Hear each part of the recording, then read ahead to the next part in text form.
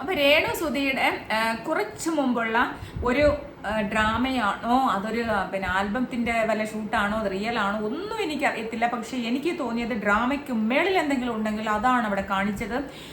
കാരണം കൺഫെഷൻ റൂമിലോട്ട് രേണു സുധിയെ വിളിച്ചു. അങ്ങനെ കുറെ കാര്യങ്ങളൊക്കെ നിങ്ങളോട് ഡിസ്കസ് ചെയ്യാനുണ്ട്. ഒരു 15 മിനിറ്റ് മുമ്പ് ലൈവിൽ കണ്ടതാണ്.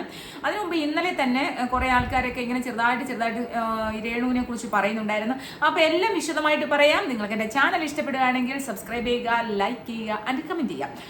ഓക്കെ, അപ്പം രേണു സുധിയുടെ ഇന്നലെ ഇവര് എപ്പിസോഡൊക്കെ കഴിഞ്ഞ് കുറച്ച് കഴിഞ്ഞപ്പോൾ ആദില, നൂറ ഇങ്ങനെയുള്ള ആൾക്കാരിരുന്ന് രേണു സുധി ഇങ്ങനെ പല രീതിയിൽ എന്താ പറയുക, പല രീതിയിൽ ആക്ഷൻ അവിടെ കാണിക്കുന്നു. ചില സമയത്ത് പോകണമെന്ന് പറയുന്നു, ചില സമയത്ത് പോണ്ടെന്ന് പറയുന്നു. അപ്പോൾ ഇത് എന്താണ് എന്നവർക്ക് മനസ്സിലാവുന്നില്ല. ചേച്ചി ഒരു പ്രത്യേക അവസ്ഥയിലാണ്. ഇങ്ങനെയാണ് ആ ഒരു വാക്ക് നിങ്ങൾ കേട്ടിട്ടുള്ളവർക്കറിയാം. ഒരു പ്രത്യേക അവസ്ഥയിലാണ് അവർ എന്നിങ്ങനെ അവരെല്ലാവരും കൂടി ഇരുന്ന് പറയുന്നുണ്ടായിരുന്നു. അപ്പം അതിനെ പിന്നെ രാത്രി അതിനെ ഒരു വീഡിയോ ഇടേണ്ട ഒരു ആവശ്യമില്ലല്ലോ എന്ന് വിചാരിച്ചു. കാരണം നോർമലി അങ്ങോട്ടും ഇങ്ങോട്ടൊക്കെ എല്ലാവരും പറയല്ലേ. പക്ഷെ ഇന്ന് രാവിലെ മുതൽ ലൈവ് കണ്ടവർക്കാണെങ്കിൽ ലൈവ് കണ്ടവർക്ക് അറിയാം, രേണു സുധി വീട്ടിൽ പോകണമെന്ന് ഇങ്ങനെ പറഞ്ഞുകൊണ്ടിരിക്കുകയാണ്. രേണുവിന് അത് മാത്രമേ ഉള്ളൂ കോണ്ടന്റ്. മരിച്ചുപോയ കൊല്ലം സുധിയുടെ പേരും അതുപോലെ അവരുടെ സുധിയുടെ മുൻ ഭാര്യയുടെ മകനായ കിച്ചുവും അതുപോലെ തന്നെ അവരുടെ മകനായ ഋതപ്പനെയും കുറിച്ച് അയ്യോ എൻ്റെ മക്കൾ എന്ന് പറഞ്ഞിട്ട് അത് മാത്രമേ ഉള്ളൂ. എന്ന് പറഞ്ഞാൽ ഈ ഒരു സെന്റ് വർക്കൗട്ട് ചെയ്തിട്ട് അങ്ങനെ വോട്ട് നേടാനോ അവിടെ നിൽക്കാനോ ഒന്നും നമുക്കത് മനസ്സിലാവുന്നില്ല എന്താണെന്ന്. കാരണം നമുക്ക് എല്ലാ ഇമോഷൻസ് വരും. നമ്മൾ ഇത്ര വലിയൊരു റിയാലിറ്റി ഷോ, ലക്ഷക്കണക്കിന് പ്രേക്ഷകരുള്ള ഒരു ബിഗ് ബോസിന്റെ ഈ റിയാലിറ്റി ഷോ, മലയാളത്തിലെ ഏറ്റവും വലിയ റിയാലിറ്റി ഷോ യിലേക്ക് പോകുമ്പോൾ നമുക്കറിയാം നമ്മൾ അതിന് കോൺട്രാക്ട് എഗ്രിമെന്റ് ഒക്കെ വെച്ചിട്ടാണ് പോണത്. അവിടുത്തെ ബുദ്ധിമുട്ടുകൾ നമുക്ക് 100 ദിവസത്തേക്ക് നിൽക്കാൻ വേണ്ടിയാണ്. എല്ലാവരും 10 ദിവസം 20 ദിവസം അല്ലെങ്കിൽ 30 ദിവസം 40 ദിവസം കഴിയുമ്പോൾ ഇറങ്ങി വരുന്നത് പ്രേക്ഷകർക്ക് ഇഷ്ടപ്പെടാറുണ്ട്. പക്ഷെ 100 ദിവസത്തേക്കുള്ള കോൺട്രാക്റ്റാണ് ഇവർ പോണേ. അത് കഴിഞ്ഞ് പിന്നീട് ഏഷ്യാനെറ്റ് വിളിക്കുന്ന എല്ലാ പ്രോഗ്രാമിലും ഇവർ 2 വർഷത്തെ 3 വർഷത്തെ കോൺട്രാക്ട് അടിസ്ഥാനത്തിൽ എല്ലാം ഇവർ 1 വർഷം തോന്നുന്നു 1-2 വർഷത്തെ ഇവരെല്ലാ പ്രോഗ്രാമിലും പങ്കെടുക്കണം. ഇതൊക്കെ അതിനകത്ത് കോൺട്രാക്റ്റിലുള്ള കാര്യങ്ങളാണ്. ഇതെല്ലാം അറിഞ്ഞുകൊണ്ടല്ലേ ഈ രേണു അങ്ങോട്ട് പോയത്. എന്നിട്ട് ആദ്യം ചെന്നപ്പോൾ തൊട്ട് എനിക്ക് വീട്ടിൽ പോകണം എന്നാൽ പിന്നെ എന്തിനാണ് ഈ ബിഗ് ബോസ് ഇവരെ പിടിച്ച് നിർത്തിയിരിക്കുന്നത്? ഇവർക്ക് അങ്ങ് പൊയ്ക്കൂടായോ? അപ്പം ഇങ്ങനെ രാവിലെ തൊട്ട് ഇങ്ങനെ പറയുന്നുണ്ട്. ബിഗ് ബോസ് എന്തു ചെയ്തു? കൺഫെഷൻ റൂമിലേക്ക് രേണു വരാൻ പറഞ്ഞു. അവിടെ ചെന്നിരുന്നിട്ട് പറയുന്ന എന്തോരം എന്താ പറയുക, ഡ്രാമയ്ക്ക് മേളിൽ എന്തെങ്കിലും ഡ്രാമ ഉണ്ടെങ്കിൽ അതും പിന്നെ പുള്ളി മരിച്ചത്, കൊല്ലം സുധി മരിച്ചപ്പോൾ ഇളയ കൊച്ചു കാണുന്നത് ടി വിയിലാണല്ലോ. അപ്പം മരിച്ചുപോയ ആളിനെയാണ് ടി വിയിൽ കാണുന്നത്. അപ്പൊ ഇവര് പിന്നെ ഈ റീൽസ് ഫോണിൽ ഒക്കെ, ടി വി ആയാലും ഫോണായാലും ഒരുപോലെയാണ്. ഈ റീൽസ് ആൽബങ്ങൾ കൊച്ചു യൂട്യൂബ് നടത്തുന്നത് ഇതൊന്നും കൊച്ചിനെ കൊണ്ട് ചെയ്യിക്കുന്നപ്പോൾ ഇതൊന്നും കൊച്ചിനെ അറിയില്ലേ, കൊച്ചിനെ ഇതുവരെ കാണിച്ചിട്ടില്ലേ? അപ്പം ഈ അമ്മയുടെ പിന്നെ റീൽസ് കാണുന്നു, അമ്മയുടെ ആൽബം കാണുന്നു, അമ്മ ഷോർട്ട് ഫിലിം അഭിനയിച്ചത് കാണുന്നു, ഇതൊന്നും കണ്ടിട്ടില്ലേ? അപ്പൊ പറയുന്ന ടി വിയിൽ പിന്നെ എന്നെ കണ്ടു കഴിഞ്ഞാൽ കൊച്ചു വിചാരിക്കും ഞാൻ ചേട്ടനെ പോലെ ജീവിച്ചിരിപ്പില്ലെന്നും. എൻ്റെ ദൈവമേ, ഇത്രയും ഇങ്ങനെയൊക്കെ ചിന്തിക്കാൻ കഴിയുന്ന സ്ത്രീകളുണ്ടോ? അത് ഇവർക്ക് മെന്റലി എന്തെങ്കിലും പ്രോബ്ലം ആയോ? എന്തായാലും കാരണം ഇവര് കുറെ പിന്നെ ഈ ഒരു കൊല്ലം സുധി ഉണ്ടായിരുന്ന സമയത്ത് ഇവിടെ മെന്റലി ഒരു പ്രശ്നങ്ങളുള്ള സ്ത്രീയാണെന്ന് അവർ മെഡിസിൻസ് ഒക്കെ എടുത്ത് പിന്നെ നമ്മുടെ സോഷ്യൽ മീഡിയയിൽ വന്നിരുന്ന് പറഞ്ഞാണ് ഇത്ര മെഡിസിൻസ്. ഞാൻ അതിൻ്റെ സ്ക്രീൻഷോട്ടൊക്കെ എടുത്ത് വെച്ചിട്ടുണ്ട്. മെഡിസിൻസ് എന്തിനാ കഴിക്കുന്നതെന്ന്. കാരണം ഞാൻ സൈക്കോളജി പഠിച്ച ആളായതുകൊണ്ട് ഞാൻ ആ മെഡിസിൻസ് എന്തിനൊക്കെ കഴിക്കുന്നതെന്നൊക്കെ ഞാൻ എടുത്തു വെച്ചിട്ടുണ്ട്. അപ്പോൾ പിന്നെ ഇത്രയും മെഡിസിൻസ് ഒക്കെ കഴിക്കുന്ന ഒരാളായിരുന്നു. അപ്പോൾ ഇനി അങ്ങനെ എന്തെങ്കിലും ഈ കൊച്ചു അത്രയും ദിവസം, കാരണം ആരും വേറൊരു അന്തരീക്ഷമാണല്ലോ, സ്വാഭാവികമായിട്ട് അങ്ങനെയൊന്നും സംഭവിച്ചു കൂടാന്നില്ല. അങ്ങനെയാണ് പിന്നെ എന്തിനാ ബിഗ് ബോസ് അതിനകത്ത് പിടിച്ചെത്തിയിരിക്കുന്നത്? അതിനെ നാട്ടിലേക്ക് പറഞ്ഞു വിട്. നിങ്ങൾക്ക് കോൺട്രാക്ട് വലുതായിരിക്കാം, പക്ഷേ ഈ ഒരു വ്യക്തിക്ക് അവിടെ നിൽക്കണ്ട എന്ന് തോന്നുമ്പോൾ അത് അപ്പോഴേ പറഞ്ഞു വിടുക. പക്ഷെ അതൊന്നും അല്ല രസം. അപ്പൊ ഇങ്ങനെ പറഞ്ഞു, ഇങ്ങനെ ഋതപ്പൻ എന്നുള്ള പേര് എനിക്ക് കിട്ടുന്നില്ല. ഋതപ്പന് തോന്നും ഞാനും മരിച്ചു പോയിന്ന്. അപ്പൊ ടി വിയിൽ കാണുമ്പോൾ അതുകൊണ്ട് എനിക്ക് വീട്ടിൽ പോകണം, അല്ലെങ്കിൽ അവരെ ഒന്ന് വിളിച്ച് അവരോടൊന്ന് സംസാരിക്കാൻ കഴിയുമോ? കാരണം എന്താണെന്നറിയുമോ, അക്ബറിന്റെ ഉമ്മ വിളിച്ചു സംസാരിച്ചു. അതുപോലെ തന്നെ നമ്മുടെ ഷാനവാസിന്റെ വൈഫ് സംസാരിക്കുന്ന വോയിസ് കേട്ടു. അപ്പൊ ഇങ്ങനെയൊക്കെ സംസാരിച്ചപ്പോൾ അവരോടൊന്ന്, കാരണം പുറത്ത് എങ്ങനെയാണെന്ന് അറിയാനുള്ള ഒരു വെമ്പലും കൂടി ഉണ്ടാവും ഇതിനകത്ത്. കാരണം ചേട്ടത്തി ആയിരിക്കുമല്ലോ ഫോൺ എടുക്കുന്നതൊക്കെ. അപ്പൊ അങ്ങനെ സംസാരിക്കാനുള്ള ഒരു അവസരമാണ് ചോദിച്ചത്. ബിഗ് ബോസ് പറഞ്ഞത് ഇല്ല, രേണുവിന് പറയാനുള്ളതല്ല ഇപ്പോൾ പറയാൻ പറഞ്ഞു. അപ്പോഴും ഭയങ്കരമായ ഒരു കരച്ചിലും, അയ്യോ എൻ്റെ മോനെ പിന്നെ കിച്ചൂട്ട ഋതപ്പ പിന്നെ നിങ്ങൾ കഴിഞ്ഞേ ഉള്ളൂ അമ്മയ്ക്ക് ആരും. അപ്പം ഞാൻ ചോദിക്കട്ടെ, ഈ പിന്നെ ദിവസങ്ങളോളം വല്ലോടത്തുമൊക്കെ അഭിനയിക്കാനൊക്കെ പോകുമ്പോൾ ഈ കൊച്ചു കുളിക്കുക പോലും ചെയ്യാതെ അതിനെ കണ്ടില്ലേ, ഒരുമാതിരി ചിരങ്ങ് പിടിച്ച ഒരവസ്ഥയിൽ കുളിച്ചിട്ട് ദിവസങ്ങളായ രീതിയിലാണ് അതിനെ നമ്മൾ കിച്ചുവിൻ്റെ വീഡിയോയിൽ തന്നെ കണ്ടിട്ടുള്ളത്. ആ കൊച്ചിനെ അപ്പോഴും ശ്രദ്ധിക്കണ്ടായിരുന്നു. അപ്പം അത് കഴിഞ്ഞിട്ടേ ഉള്ളൂ. അപ്പോൾ ഇവരെ അച്ഛനും അമ്മയും ചേട്ടത്തിയും ഒക്കെ ഉള്ള വീട്ടിൽ ഒരു 5 വയസ്സായ ഒരു കൊച്ചിന് ഒരു ഫുഡ് കൊടുക്കാനോ പിന്നെ അതിനെ ഒന്ന് കുളിപ്പിച്ച് വൃത്തിയാക്കാനോ കഴിഞ്ഞില്ല ഇവരുള്ളപ്പം.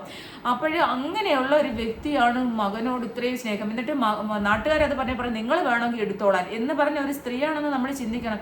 നിങ്ങൾ പിന്നെ ഈ PR വർക്ക് ചെയ്യുന്ന ആൾക്കാർക്ക് ഇത് ഇഷ്ടപ്പെട്ടാലും ഇഷ്ടപ്പെട്ടില്ലെങ്കിലും ഞാനിതൊന്നും പറയണ്ട, ഈ വിഷയങ്ങളൊന്നും സംസാരിക്കേണ്ടെന്ന് വിചാരിച്ചാളാ. പക്ഷെ സംസാരിക്കാതിരിക്കാൻ പറ്റില്ല. ഇതൊക്കെ കാണുമ്പോൾ ഇതേപോലുള്ളൊരു ഷോ നമ്മളൊക്കെ പൈസ കൊടുത്ത് ഹോട്ട്സ്റ്റാർ ഇടാവും പിന്നെ ഇട്ടിരിക്കുന്നത്, ഇങ്ങനെയുള്ള കാര്യങ്ങൾ കാണുമ്പോൾ നമ്മൾ തീർച്ചയായിട്ടും വിമർശിക്കും. നമ്മളൊരു ഗെയിമിന് വന്നതാണ്. ഈ ഗെയിം കളിക്കാൻ പറ്റുമോ കളിക്കാൻ പറ്റാതിരിക്കും പ്രേക്ഷകർ തീരുമാനിക്കുന്നതിനെ വെച്ചാൽ ഒന്നീ പുറത്തു പോകും, ഒന്നീ അവിടെ നിൽക്കുക. അല്ലാണ്ട് ഇങ്ങനെ ഒരു നാടകം കളിച്ച് ഇതെന്താ പ്രേക്ഷകരുടെ സിമ്പതി കാർഡ് പിടിച്ചു പറ്റിയിട്ട് അങ്ങോട്ട് അവിടെ വോട്ട് കിട്ടുമെന്ന് വിചാരിച്ചു. എത്രയും പെട്ടെന്ന് ഞാൻ പറയുന്നത് പ്രേക്ഷകർ എത്രയും പെട്ടെന്ന് അവരെ പുറത്തേക്ക് കൊണ്ടുവരും. അവർ നോമിനേഷനിൽ ഈ അവിടെ ഇരിക്കുന്ന ഹൗസിലുള്ളവർ നോമിനേറ്റ് ചെയ്തെങ്കിലല്ലേ അവർ എവിക്ഷൻ നോമിനേഷനിൽ വരത്തുള്ളൂ. വരാത്തത് കൊണ്ടാണല്ലോ കഴിഞ്ഞ ആഴ്ച അവിടെ ഇരുന്നത്. അല്ലെങ്കിൽ അവിടെ രേണുസുതി കഴിഞ്ഞ പ്രാവശ്യം പുറത്ത് പോയിട്ട് ശാരിക അവിടെ നിൽക്കേണ്ടതായിരുന്നു. കാരണം ശാരിക സ്ട്രോങ് ആണ്. ശാരിക പോയിന്റ് ഔട്ട് ചെയ്ത് സംസാരിക്കാൻ അറിയാം. ശാരിക പോലുള്ളൊരു വ്യക്തി അവിടെ ബിഗ് ബോസ് ഹൗസിൽ ആവശ്യമായിരുന്നു. ഈ രേണുസുതിയൊക്കെ അന്നേ പുറത്ത് പോരണമായിരുന്നു. അവർ സ്ട്രോങ്ങും ആയിരുന്നു, അവർക്ക് കളിക്കാനും അറിയായിരുന്നു ഗെയിമൊക്കെ ആയാലും. അപ്പോൾ ഇതാണ് പറഞ്ഞത്. അപ്പോൾ ഉടനെ ഈ കാര്യം ഇത്രയും പറഞ്ഞു കഴിഞ്ഞിട്ട് പറഞ്ഞു അമ്മ പിന്നെ ജീവിച്ചിരിപ്പോണ്ട് അമ്മ ഇവിടെ ഉണ്ട് കേട്ടോ എന്ന് പറഞ്ഞിട്ട് ഭയങ്കരമായിട്ട് കരഞ്ഞ ഒരാൾ ഒരു 2 സെക്കൻഡ് കഴിഞ്ഞപ്പോഴത്തേക്ക് പിന്നെ പറയുകയാണ് ഞാൻ സ്ട്രോങ് ആയി ഞാൻ ബിഗ് ബോസിനോട് ഇത്രയും പറഞ്ഞു കഴിഞ്ഞപ്പോൾ ഞാൻ സ്ട്രോങ് ആയി. നമ്മൾ ഒരു വേദന, നമ്മുടെ കുഞ്ഞുങ്ങള് നമ്മുടെ മക്കള് പിന്നെ മക്കളെ കാണാതെ നമ്മൾ ഇങ്ങനെ ഒരു സാഹചര്യത്തിൽ നിൽക്കുമ്പോൾ നമുക്ക് സങ്കടം ഉണ്ടാവുന്നത് സ്വാഭാവികമാണ്. അല്ലാന്ന് കാരണം നമ്മൾ ഞാനും ഒരു അമ്മയാണ്. അപ്പോൾ അതുകൊണ്ട് തന്നെ മക്കളെ കാണുമ്പോൾ നമ്മളെ കാണാതിരിക്കുമ്പോൾ അവർക്ക് എന്ത് പറ്റിയെന്ന് ഒരു ആശങ്ക എല്ലാ അമ്മമാർക്കും ഉണ്ടാവും. അമ്മയായ എല്ലാ സ്ത്രീകളുടെയും മനസ്സിലുള്ള ഒരു കാര്യമാണ്. പക്ഷെ ഇതൊക്കെ അറിഞ്ഞുകൊണ്ട് നമ്മൾ പോകുമ്പോൾ നമ്മൾ അതൊന്നും പുറത്ത് കാണില്ല. അതാണ് ഞാൻ മെന്റലി സ്ട്രോങ് ആണ് എന്ന് പറയുന്നതിന്റെ അർത്ഥം അതാണ്. നമ്മൾ മെന്റലി സ്ട്രോങ് ആകുമെന്ന് പറഞ്ഞാൽ ഇതൊരു മൈൻഡ് ഗെയിം ആണെന്ന് ആദ്യം മനസ്സിലായി. ഫിസിക്കൽ ഗെയിമിനേക്കാൾ കൂടുതൽ ഇതൊരു മൈൻഡ് ഗെയിമാണ്. അത് മനസ്സിലാക്കിയിട്ടാണ് നമ്മൾ ഓരോ കാര്യങ്ങൾ ചെയ്യേണ്ടത്. ഇത് ഒരു 2 സെക്കൻഡ് ഇത് പറഞ്ഞ് 2 സെക്കൻഡിന് ഉള്ളിൽ എങ്ങനെയാണ് മോൻ ഇങ്ങനെ ചിന്തിക്കത്തില്ല എന്ന് ചിന്തിക്കുന്നത് എങ്ങനെയാണെന്ന് എനിക്ക് മനസ്സിലാവുന്നില്ല. എത്ര പെട്ടെന്നാണെന്നറിയാമോ ഞാൻ സ്ട്രോങ് ആയി. അത് കഴിഞ്ഞിട്ട് തിരിച്ചിറങ്ങി വന്നിട്ട് എന്തോ പ്രേക്ഷകർ അപ്പം ബിഗ് ബോസ് പറഞ്ഞ കാര്യം ഇതാണ്, പ്രേക്ഷകരോട് ഒരു നീതി പുലർത്തണ്ടേ, നിങ്ങൾ പ്രേക്ഷകരോട് ഒരു നീതി പുലർത്തണം, പിന്നെ നന്നായിട്ട് ധൈര്യമായിട്ട് കളിച്ചു മുന്നേറൂ എന്നാണ് പറഞ്ഞത്. അപ്പോൾ തിരിച്ചിറങ്ങി വന്നിട്ട് ആരോ ചോദിച്ച് എന്താണ് പോയെന്ന്. അപ്പോൾ കൺഫ്യൂഷൻ റൂമിൽ പോകുന്നവരോടെല്ലാം പുറത്തിരിക്കുന്ന ആൾക്കാർ ചോദിക്കുമല്ലോ. അപ്പോൾ പറയുവാണ് പിന്നെ എന്നെ പ്രേക്ഷകർക്ക് ആവശ്യമുണ്ട്, അപ്പോൾ അതുകൊണ്ട് വളരെ നന്നായിട്ട് കളിക്കാൻ പറഞ്ഞു, ഞാൻ മെൻ്റലി ഫിസിക്കലി സ്ട്രോങ് ആണ്. ഇതുകൊണ്ട് ഞാൻ വലിയ സംഭവമായി, എന്നെ ആവശ്യമാണ്. ബിഗ് ബോസ് എന്ന് പറയുന്ന ഷോയിലേക്ക് രേണുസുതി ഇല്ലെങ്കിൽ ഈ ബിഗ് ബോസ് ഷോ നടക്കില്ല എന്നുള്ളൊരവസ്ഥയിലാണ് എന്നുള്ള രീതിയിൽ പുള്ളിക്കാരി ഭയങ്കര സംഭവമായിട്ട് അങ്ങോട്ടും ഇങ്ങോട്ടൊക്കെ കുറച്ച് നടന്നു, അവിടെ ഇരിക്കുന്നു, പ്രേക്ഷകർക്ക് വേണ്ടി നമ്മൾ ഇതൊക്കെ ചെയ്യണം എന്നൊക്കെ പറഞ്ഞ് നടക്കുന്നു. എൻ്റെ പൊന്നോ, ഇങ്ങനെയുള്ള കണ്ടന്റുമായിട്ടാണ് രേണു പോയത്. അല്ല ഞാൻ അറിയാൻ ചോദിക്കാം. ഞാൻ വിചാരിച്ചത് രേണു ഇവിടെ ചുമ്മാ ഇരുന്ന് ഞാൻ ഒരുപാട് വീഡിയോസ് ഇപ്പോൾ പോയി കണ്ടു, പഴയ വീഡിയോസ് ഒക്കെ ഞാൻ ഇപ്പോഴാണ് കാണുന്നത്. അപ്പോൾ ആ വീഡിയോ ഒക്കെ കണ്ടപ്പോൾ നല്ലോണം ഭയങ്കരമായിട്ട് എല്ലാവരോടും എതിർത്ത് ഭയങ്കര സംഭവമാണെന്നില്ല, ഭയങ്കര അഹങ്കാരം തലക്കി പിടിച്ച ഒരു വ്യക്തികളോടൊക്കെ സംസാരിക്കുന്ന ഒരാൾ. അത് ഇങ്ങനെയുള്ളൊരു ഷോയിലാണ് അത് വേണ്ടത്. അല്ലാണ്ട് ഈ പുറത്ത് നാട്ടുകാരോട് ഇങ്ങനെ തലയിൽ കയറിയിരുന്ന് അവരെ അഹങ്കരിച്ച് അല്ലെ അഹങ്കാരം കാണിക്കുന്നതല്ല. നമ്മുടെ ഈ ഒരു കഴിവുകൾ അല്ലെ നമുക്ക് സംസാരിക്കാനുള്ള കഴിവുകൾ അല്ലെ നമുക്ക് ഇതെല്ലാം കാണിക്കാനുള്ള ഒരു വേദി എന്ന് പറഞ്ഞാൽ ബിഗ് ബോസ് ഷോയുടെ വേദിയാണ്, അല്ലെങ്കിൽ ആ ഹൗസാണ്. അവിടെ കാണിക്കണം. ആരെന്തെങ്കിലും പറഞ്ഞ അനീതി പറഞ്ഞ ഉടനെ അത് ചൂണ്ടിക്കാട്ടണം. അല്ലെങ്കിൽ ആരെങ്കിലും തനിക്കെതിരെ പറഞ്ഞു കഴിഞ്ഞാൽ അതിന് വ്യക്തമായിട്ടുള്ള പോയിന്റോടുകൂടി കാര്യം നിരത്തണം. അല്ലാണ്ട് കുളിക്കാത്ത അല്ലെ പേം പൊഴുത്ത് കിടക്കുന്നു എന്ന് പറയുമ്പോൾ അയ്യോ ഒരു സ്ഥലത്ത് വെള്ളമുള്ള സ്ഥലത്ത് അല്ലെങ്കിൽ കുളമുള്ള സ്ഥലത്ത് എനിക്ക് ചാടാൻ അറിയത്തില്ല, എങ്ങനെ ചാടും? ഇതൊക്കെ എന്തുവാണ് ഉദാഹരണം എന്ന് മനസ്സിലാവുന്നില്ല. ഇതിനെ എങ്ങനെ എക്സാമ്പിൾ ചെയ്യാൻ പറ്റും നമുക്ക്? അപ്പോൾ ഒന്നും സംസാരിക്കാൻ അറിയില്ല, പോയിന്റ് ചെയ്ത് ഒന്നും സംസാരിക്കാൻ അറിയില്ല. പിന്നെ നമ്മളെ വായില്ല കോടാലി എന്നൊക്കെ പറയുന്ന കണക്ക്, അല്ലെങ്കിൽ വായി തോന്നുന്നതങ്ങ് പറയുക, പിന്നെ വായി തോന്നുന്നത് കോതയ്ക്ക് പാട്ടെന്ന് പറഞ്ഞ കണക്ക് വായി തോന്നുന്ന എന്ത് വിവരക്കേടും വിളിച്ചു പറയുക എന്നതിലപ്പുറം കറക്റ്റായിട്ട് സംസാരിക്കാനോ അതിൻ്റെ എന്തൊക്കെയാണ് അതിൻ്റെ പോയിന്റ് ചെയ്യേണ്ടത്, എവിടെയാണ് എതിർകക്ഷിക്ക് സംസാരിക്കാതിരിക്കാനുള്ള ഒരു കാര്യം നമ്മളവിടെ പിന്നെ പറഞ്ഞ് മനസ്സിലാക്കുക, അല്ലെങ്കിൽ പറയേണ്ട രീതിയിൽ പറയേണ്ടടുത്ത് പറയാൻ അറിയാത്ത ഒരു വ്യക്തിയാണ് എന്ന് പറഞ്ഞത്. ഫിസിക്കൽ പോട്ടെ, ഇപ്പൊ എല്ലാ മനുഷ്യരും ഭയങ്കര ആരോഗ്യവും ഒന്നും ഉണ്ടാവില്ല, പക്ഷേ മെന്റൽ ഗെയിം ഇങ്ങനെ പറ്റുന്ന ഒരാൾക്ക് മെന്റൽ ഗെയിം കളിക്കാം. എനിക്ക് തോന്നുന്നു ഇത് തന്നെയായിരുന്നു രേണുവിൻ്റെ കണ്ടന്റ്. ഇതേ കണക്ക് ഓരോന്നും ഇതേ കണക്ക് പറയുമ്പോൾ നമ്മൾ പുറത്തുള്ള യൂട്യൂബേഴ്സ് വേണ്ടാന്ന് ഞാൻ വിചാരിച്ചതാ, എന്നാലും കുറച്ച് നാൾ നിൽക്കട്ടെ, 50 ദിവസം നിൽക്കട്ടെ എന്ന് വിചാരിച്ചിട്ട് ഞാനിപ്പോൾ എടുത്തിട്ടതാ. അപ്പം ഇങ്ങനെയുള്ള യൂട്യൂബേഴ്സ് ഇതെടുത്ത് വീണ്ടും അത് വീഡിയോ ആക്കും. ഈ രേണു എന്ന് പറയുന്ന വ്യക്തി വീണ്ടും ഫ്രെയിമിലേക്ക് വരും, എപ്പോഴും ഒരു ലൈവിൽ നിൽക്കും. അപ്പം ബിഗ് ബോസ് തീർച്ചയായിട്ടും അവിടെ നിർത്തും. ഇതാണ് രേണുവിൻ്റെ കണ്ടന്റ്. കൊള്ളാം, അപോര ബുദ്ധിയാണ് കേട്ടോ. ആ കുഞ്ഞ് തലയ്ക്കുള്ളിൽ ഇത്രയും കുടില ബുദ്ധി. ആരോ കമന്റ് ചെയ്തു, അയ്യോ 30 വയസ്സോ 32 വയസ്സുള്ള കുഞ്ഞു വാവയെന്ന്. 35 വയസ്സുണ്ടെന്ന് അവർ തന്നെയാണ് പറയുന്നത്. ഈ 32 കാണുന്നവർക്കൊന്നും ഈ ശരീരം ചെറിയ ശരീരമാണെന്ന് വിചാരിച്ചോ, നീളമില്ലെന്ന് വിചാരിച്ച ഒരു വ്യക്തിയുടെ വയസ്സ് അവർ പറഞ്ഞത് അതിനെക്കാട്ടി കൂടുതലുണ്ടെന്നാണ് അവരെ നാട്ടുകാർ പറയുന്നത്. പക്ഷെ അവർ പറഞ്ഞ വയസ്സും 34 കഴിഞ്ഞ് 35. അപ്പം നിങ്ങൾ ഈ 32 വയസ്സുള്ള ഇള്ള വാവ, 32 വയസ്സുള്ള ഇള്ള വാവയാണോ? ഒരു 18-10 ഇന്നത്തെ കുട്ടികൾ, കൊച്ചു കുട്ടികൾ വരെ ഭയങ്കര മെച്യൂരിറ്റിയിൽ അവിടെ 18 വയസ്സുള്ള പെൺകൊച്ച് സംസാരിക്കുന്ന കേട്ടില്ലേ, രണ ഫാത്തിമ. 18 വയസ്സുള്ള കൊച്ചിൻ്റെ കൂടെ നിന്നിട്ടാണ് പറയുന്നത്, അയ്യോ 32 വയസ്സുള്ള ഇള്ള വാവ, അത്രയും അറിവേ ഉള്ളെന്ന്. പിന്നെ 2 ജീവിതം കഴിഞ്ഞു, ഒഫീഷ്യലി 2 ജീവിതം കഴിഞ്ഞ ഒരു സ്ത്രീയാണ്. പിന്നെ അവർക്ക് എന്താണ് ലൈഫിന് എക്സ്പീരിയൻസിന് കുറവ്? ഇതേ കണക്ക് ഈ ഒരു 6-8 മാസം, ഞാനിപ്പോഴാണ് പഴയ വീഡിയോ, ഇത്രയും നാളായിട്ട് ഇവരിങ്ങനെ സോഷ്യൽ മീഡിയയിൽ ഇവർ തന്നെ ഇരിക്കുമെന്നുള്ള കാര്യമൊന്നും ഞാൻ അറിഞ്ഞില്ല കേട്ടോ. കാരണം ഞാൻ ഒരുപാട് തിരക്കുമൊക്കെ ആയിട്ട് നടക്കുമായിരുന്നു, PhD ചെയ്യുന്നുണ്ട്.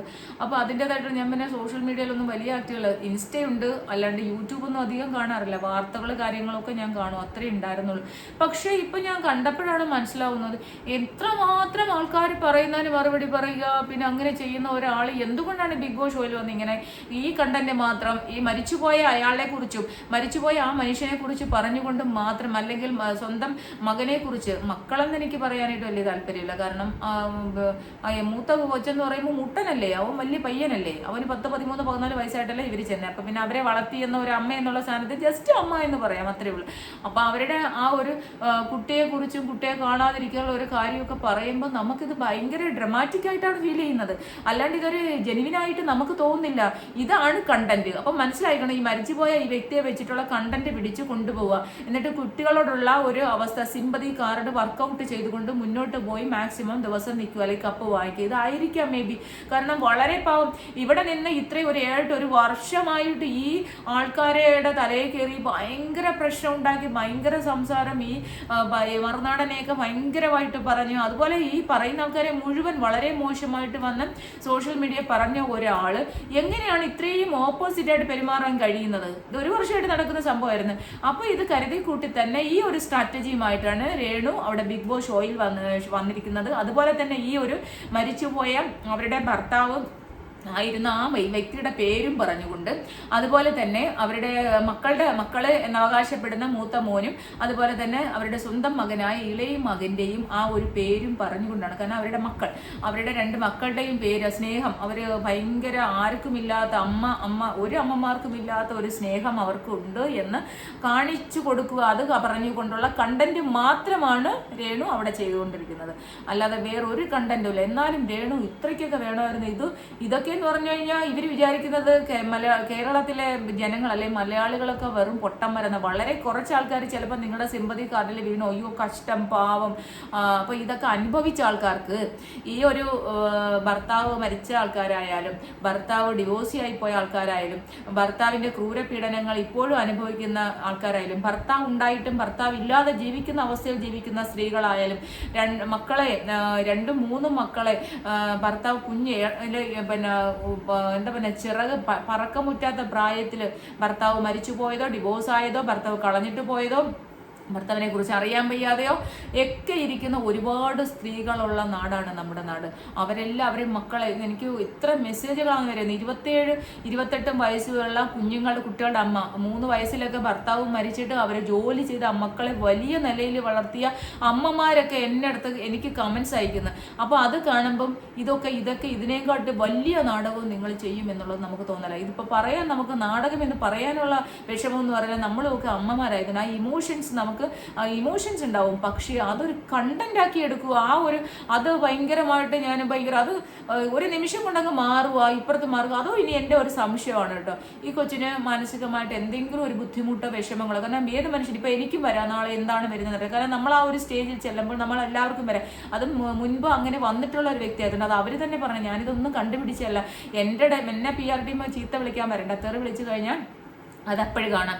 അപ്പോൾ പക്ഷേ അത് മെൻ്റലി പ്രശ്നമുള്ള ആളാണ്, വ്യക്തിയാണ്, സ്ത്രീയാണ് എന്നുള്ളത് അവർ തന്നെ ടാബ്ലറ്റൊക്കെ കാണിച്ചു തന്നിട്ടുള്ളതാണ്.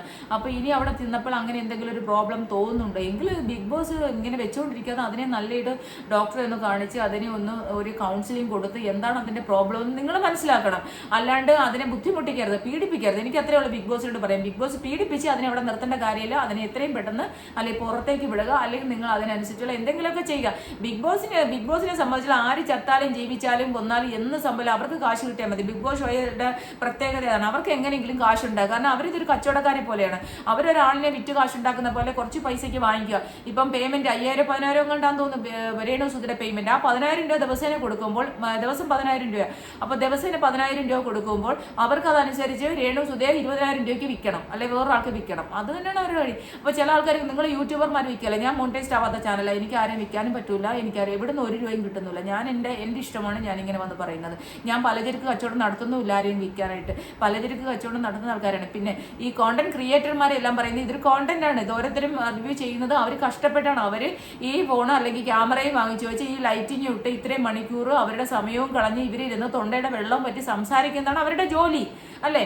ടീച്ചർമാർ സ്കൂളിൽ പോയിട്ട് സംസാരിച്ചല്ലേ അവരുടെ അധ്യാപനം, അതുപോലെ തന്നെ അവരുടെ ജോലിയാണ്, ഓരോ യൂട്യൂബേഴ്സിൻ്റെയും ജോലിയാണിത്. അപ്പോൾ അതുകൊണ്ട് നിങ്ങൾ രേണു സുധിയെ വിറ്റാണ് കാശ് വാങ്ങിക്കുന്ന എന്ന് പറയുന്ന വിവരദോഷികൾക്കുള്ള മറുപടിയാണ് ഞാൻ ലാസ്റ്റ് പറഞ്ഞത്. അപ്പോൾ എൻ്റെ ചാനൽ ഇഷ്ടപ്പെടുകയാണെങ്കിൽ മാത്രം എല്ലാവരും സബ്സ്ക്രൈബ് ചെയ്ത് സപ്പോർട്ട് ചെയ്യുക.